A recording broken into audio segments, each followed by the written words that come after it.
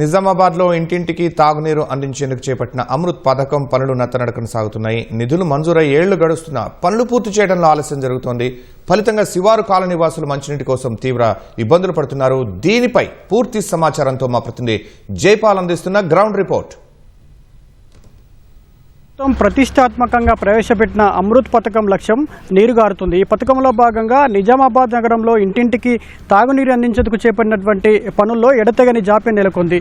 మొత్తం నిజామాబాద్ నగర వ్యాప్తంగా 200 కిలోమీటర్ల మేర పైప్ లైన్స్ వేయాల్సి ఉండగా ప్రస్తుతం 100 కిలోమీటర్ల మేరే పనులు పూర్తయ్యాయి. వీటితో పాటు పెద్ద ట్యాంకుల నిర్మాణాలు సైతం నత్తనక్కన సాగుతున్నాయి. ఫలితంగా పనుల కోసం తీసినటువంటి గుంతలు ప్రమాదాలకు నిలయంగా మారుతున్నాయని చెప్పేసి స్థానికులు చెప్తున్నారు. ఏటా వేసవి కాలంలో శివారు కాలనీలో తాగునీటి సమస్య పెరుగుతుందని చెప్పేసి వాపోతున్నారు. ప్రస్తుతం ఇదే అంశానికి సంబంధించి మనతో మాట్లాడడానికి కొంతమంది స్థానికులు మహిళలు ఉన్నారు. వారితో మాట్లాడే ప్రయత్నం చేద్దాం. కేంద్ర ప్రభుత్వం అమృత్ పథకంలో భాగంగా హర్ ఘర్ జల్ అనేటటువంటి పథకాన్ని తీసుకొచ్చింది.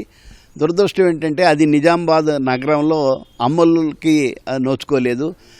ప్రతి ఇంటికి నీటి వసతి అనేది కూడా ఇవాళ లేని పరిస్థితి. ఈ వేసవిలో దాదాపు 46 డిగ్రీలు 47 డిగ్రీల వేసవిలో ఈరోజు నిజామాబాద్ నగర ప్రజలు మరి ఎదుర్కొంటూ ఉన్నారు. ఈ పైపులు కూడా మెయిన్ రోడ్లో వేశారు. తర్వాత ఇంటర్నల్ రోడ్స్ ఏవైతే ఇంటర్నల్ పైపులు కానీ లేకపోతే ఇంటికి నీరు అందించేటటువంటి వ్యవస్థ అనేది ఏదైతే ఉందో అది మాత్రం ఇంతవరకు ఏర్పడలేదు. నత్తనడకన పనులు నడుస్తూ ఉన్నాయి.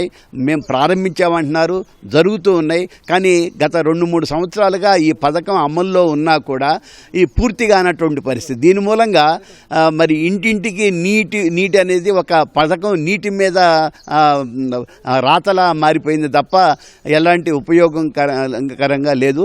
ముఖ్యంగా వినాయక నగర్ కావచ్చు, 100 ఫీట్ రోడ్డు కావచ్చు, కాలనీలు బాగా డెవలప్ అయిపోయినాయి. కానీ నీరు మాత్రం బోర్ల మీద ఆధారపడి ఉన్నాయి. ఈ బోర్లు కూడా ఈ వేసవిలో నీటి ఇది తగ్గిపోయి చాలా ఇబ్బందులు పడుతున్నారు. ఇక్కడ ఏదైతే ఇది కనిపిస్తుందో వాటర్ కోసము ట్యాంక్ కోసము తవ్వడం జరిగింది. సుమారుగా ఒక 4 నెలల పైన అవుతుంది. కానీ వర్క్ అనేది నత్తనడకన జరుగుతుంది. ఎవరు పట్టించుకోవట్లేదు దీని గురించి. మరియు వాటర్ పైప్ లైనింగ్ వేస్తున్నారు. ఆ వాటర్ వస్తాయా రాదా తెలియదు. ఎట్లా అంటే అట్లా వేసుకుంటా పోతున్నారు. ఒక సిస్టమ్ కానీ ఒక ఇంజనీర్ కానీ దాన్ని పర్యవేక్షించడం లేదు. ఎవరు చూడట్లేదు. ఏదో ఒక లేబర్ వర్కర్ వస్తున్నారు, వేస్తున్నారు, పోతున్నారు. కానీ ఏ పద్ధతిలో వర్క్ అనేది ఒక ఇంజనీర్ కానీ ఒక ఆఫీసర్ కానీ ఎవరు కూడా దాని గురించి పట్టించుకోవట్లేదు. ఇంకా వాళ్ళు వర్క్ చేస్తూ మిగతా వాటిని డ్యామేజ్ చేయడం జరుగుతుంది తప్ప వర్క్ అయితే నీట్గా జరగట్లేదు. మా కాలనీలో నీటి సమస్య బాగా ఉంది. ఎందుకంటే కనీసం అరగంట పాటు కూడా వాటర్ రావట్లేదు. పాత పైప్ లైన్లు ఉండడం ఒక కారణము, కొత్త పైప్ లైన్లు లేకపోవడము, పైప్ లైన్లు పలిగిపోవడము, ఇట్లాంటి సమస్యల వల్ల వాటర్ రావట్లేదు. ఒక కుటుంబానికి సరిపడా కూడా నీళ్లు రావట్లేదు. దీనివల్ల బాగా వాటర్ సమస్యను ఎదుర్కొంటున్నాము. ఎండాకాలం కావడంతో నీటి వినియోగం కూడా ఎక్కువగా ఉంటుంది. ఇట్లాంటి సమయంలో వాటర్ ట్యాంకులు కూడా పంపించట్లేదు. ఇక్కడ ఉన్న స్థానిక అధికారులు కావచ్చు, నాయకులు కావచ్చు, ఎవరు నీటి సమస్య గురించి పట్టించుకోవట్లేదు.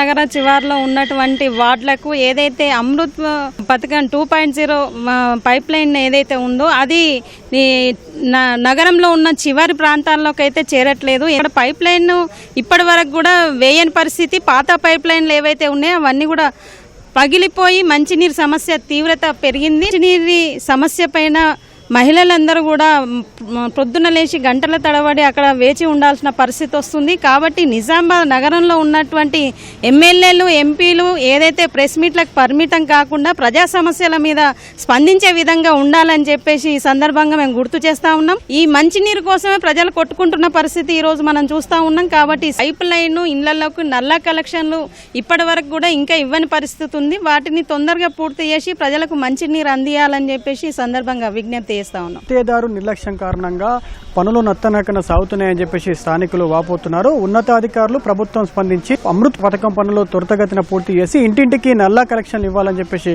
కోరుతున్నారు. కెమెరామెన్ మనోజ్తో జైపాల్, ఈటీవీ న్యూస్, నిజామాబాద్ నుంచి.